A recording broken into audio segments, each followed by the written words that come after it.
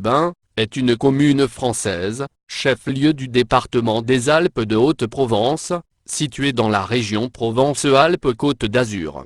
Le nom de ses habitants est Dignois. Située en bordure des préalpes de Digne, de part et d'autre, de la Bléone, Digne-les-Bains est le chef-lieu du département des Alpes de Haute-Provence.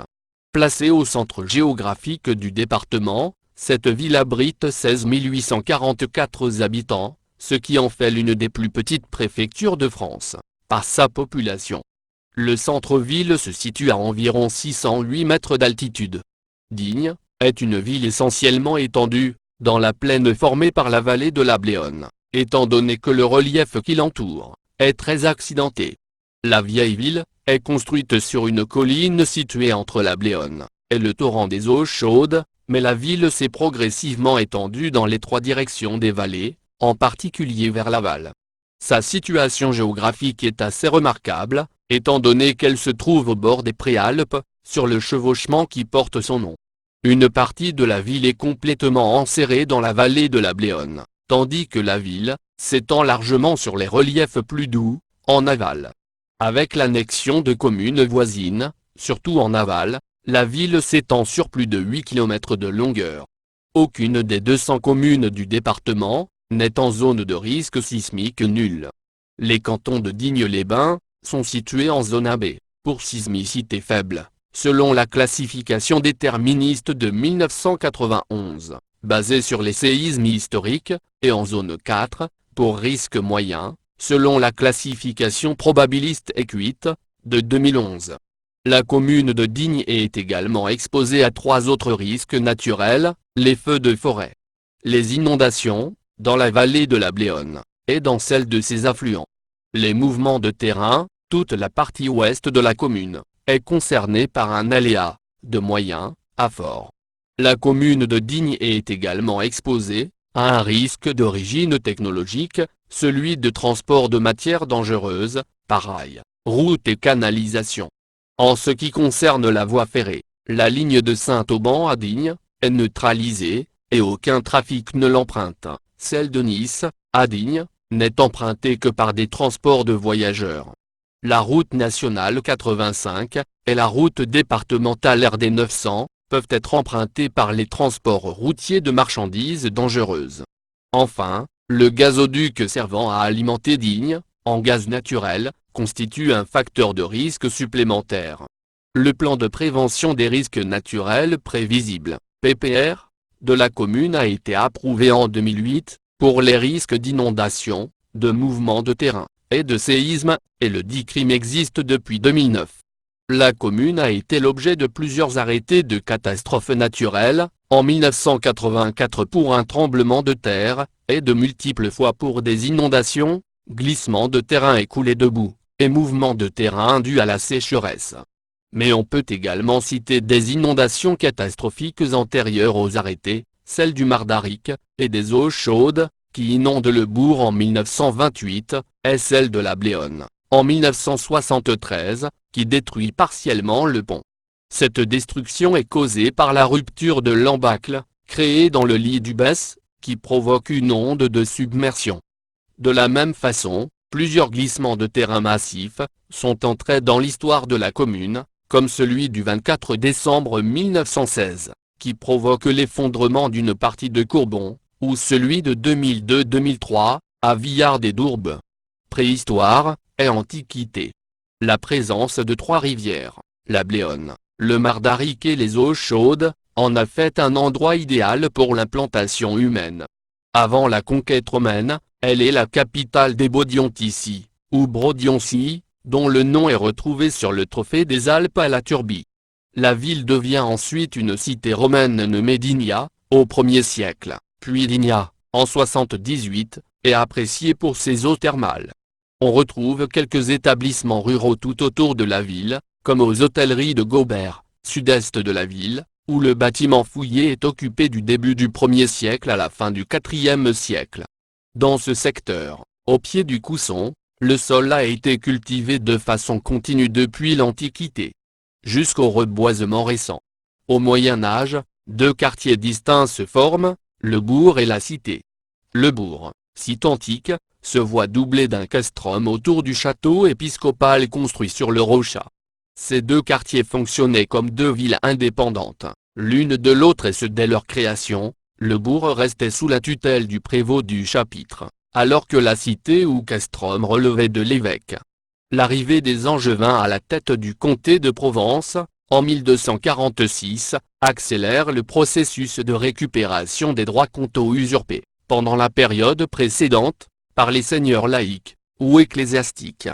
Le retour du pouvoir comtal dans la cité entraîne une modification dans les rapports entre pouvoirs locaux et communautés. En 1260, la cité de Digne se voit reconnaître le droit de nommer des communaux, chargés de veiller à la gestion de la ville.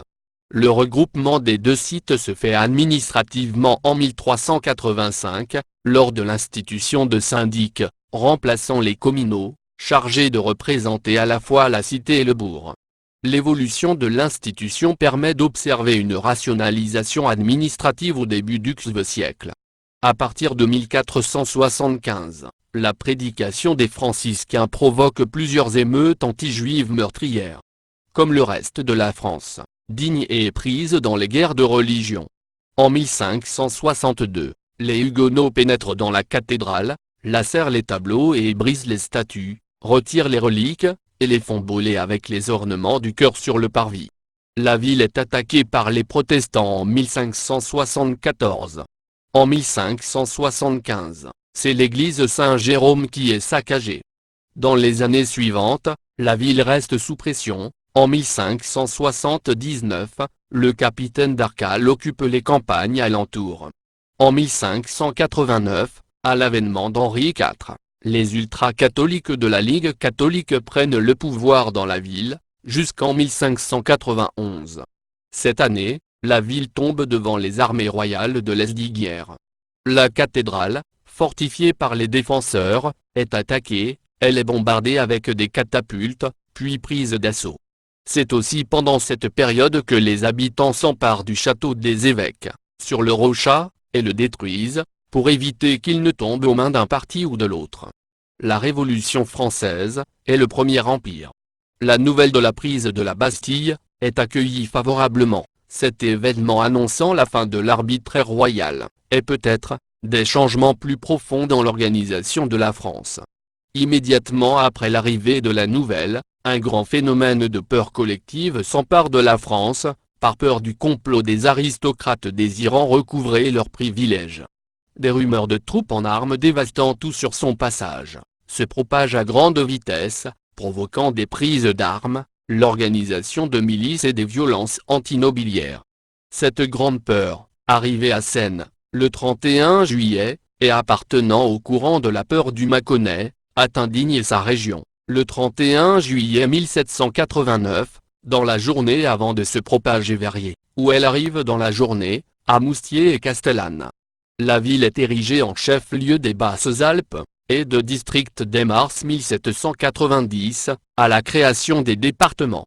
La Société patriotique de Digne est créée en septembre 1790, deuxième du département par son ancienneté, elle s'affilie aux Jacobins en juin 1791, et devient un relais de ce club dans le département, en acceptant les affiliations de nombreux clubs des Basses-Alpes, elle reçoit aussi la demande d'affiliation de celui de Carpentras. D'abord appelée Chambrette bourgeoise, elle prend ensuite le nom de Club patriotique, puis le 9 octobre 1792, de Société des Amis de la Constitution, de la Liberté, de l'Égalité.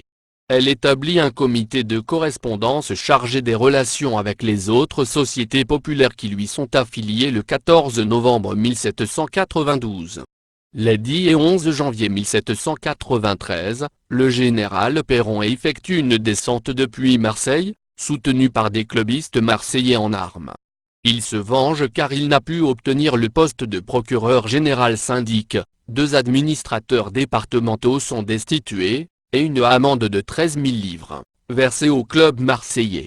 En 1792-1793, la section de Digne est contrôlée par les fédéralistes. En relation avec la section de Marseille, elle diffuse les idées des Girondins, jusqu'à leur proscription le 31 mai 1793, et l'écrasement de l'insurrection fédéraliste en juillet, qui se traduit par une condamnation à mort à Digne. Le 5 primaire de l'an 3, le représentant en mission Gauthier, épure la société. Digne accueille la préfecture, sous le consulat. Le préfet Lamette, très populaire, 1802-1805, crée une promenade ombragée, entre le pré de Foire, et les rives de la Bléone, et plante des platanes, sur le boulevard Gassendi. En 1851, l'annonce du coup d'État du 2 décembre, provoque un soulèvement dans les campagnes, et les paysans installent un gouvernement provisoire à Digne. Comme de nombreuses communes du département, Digne se dote d'écoles bien avant les lois Jules Ferry.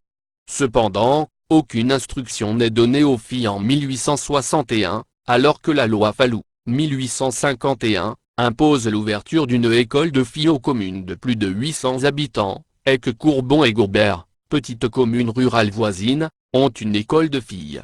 Ce n'est que dans les années 1860, que la municipalité de Digne choisit d'ouvrir une école de filles, à laquelle s'ajoutent les écoles de filles de Gobert et de Courbon. Ce n'est qu'avec les lois Ferry que toutes les filles de Digne, et des villages rattachés sont régulièrement scolarisées. En 1862, Digne absorbe les communes voisines de Courbon, Gourbert, et les Silles. Ces communes rattachées possédaient elles aussi leurs écoles. Les trois avaient une école de garçons, Courbon et Gourbert, possédant en outre une école de filles. La commune des Dourbes possédait deux écoles de garçons, aux Dourbes et au Villard, et aucune de filles. 210 Dignois sont morts pour la France, durant la Première Guerre mondiale. L'hôpital a pris en charge des soldats blessés par les combats, dont près de 70, décédés des suites de leurs blessures, sont inhumés au carré militaire du cimetière du bourg. Ce carré comporte aussi le corps de 2 soldats morts durant le Second Conflit mondial. Seconde Guerre mondiale. Digne est occupé par l'Italie, puis par l'armée allemande, à la suite de l'invasion de la zone libre, après le débarquement des Alliés en Afrique du Nord, le 8 novembre 1942. 34 Juifs sont arrêtés à Digne, avant d'être déportés. Avec la dissolution de l'armée d'armistice, le commandant Chaumont du 20e bataillon de chasseurs alpins commence à structurer l'organisation de résistance de l'armée locale. Les opérations de libération, du 16 août 1944, la ville est bombardée par des P-47, Thunderbolt qui ont décollé d'un terrain proche de Bastia, en Corse. Leur objectif est le grand pont de Digne, traversant la Bléone, mais une seule bombe atteint le pont, n'entravant que pour quelques heures le passage des véhicules. Plusieurs immeubles sont endommagés. Le bombardement fait 24 victimes civiles et 2 tués allemands, 25 au total, selon Jean Garcin. La ville est libérée le 19 août 1944 par la Task Force Butler détachement motorisé, composé d'éléments blindés, d'infanterie, et d'artillerie, provenant des 36e divisions d'infanterie du Texas, et 45e division d'infanterie US, aidée des forces de la résistance. La libération de Digne s'inscrit dans un mouvement de contournement de la vallée du Rhône, à travers les Alpes, par la route Napoléon, confiée à la Task Force Butler et qui vise à couper la retraite à l'armée allemande, stationnée en Provence. À Aspres-sur-Buèche, la colonne fait mouvement vers l'ouest, en direction du Rhône, et de Crest, bataille de Montélimar. Les combats font dans la journée, 6 tués, et 11 blessés, du côté allié, et au moins 21 tués, du côté allemand. Les soldats allemands tombés durant les combats, pour la libération de Digne-les-Bains, ont été enterrés au carré militaire allemand, du cimetière du bourg, auprès des autres soldats, tués durant l'occupation, au cours de différents combats, contre les forces de la résistance. En mars 1958, leurs corps sont exhumés, et transférés au cimetière militaire allemand de Dagneux, dans l'Ain. Immédiatement après la libération, l'épuration commence. Des exécutions, après procès sommaire, et surtout expéditifs, avec juge, mais sans avocat, ont lieu. Le camp de prisonniers de guerre allemand compte jusqu'à 2700 prisonniers. L'Inde participe à l'expédition de sauvetage, après la double catastrophe aérienne, de la montagne du Cheval Blanc en 1948. La fin de la guerre. À partir du début de l'année 1945, de nouveaux convois de troupes passent par la ville, en direction de l'Ubaye, où se trouve une poche de résistance allemande. En 1974, la commune voisine d'Édourbes est rattachée à Digne.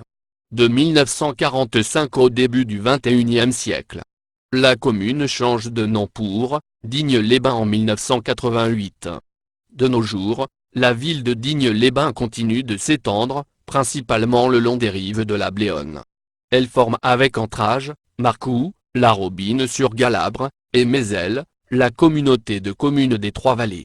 Les cités du Pigeonnier, et de Barbejas, sont classées zones urbaines sensibles.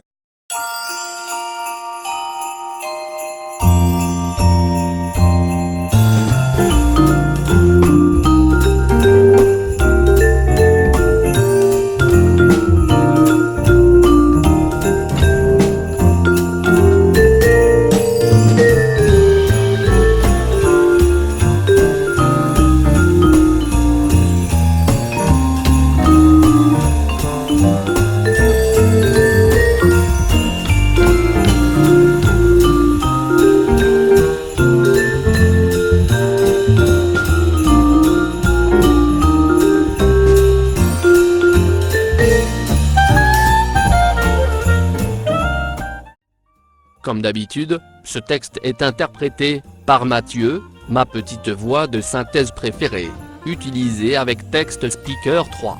Mes sources proviennent notamment de Wikipedia.com.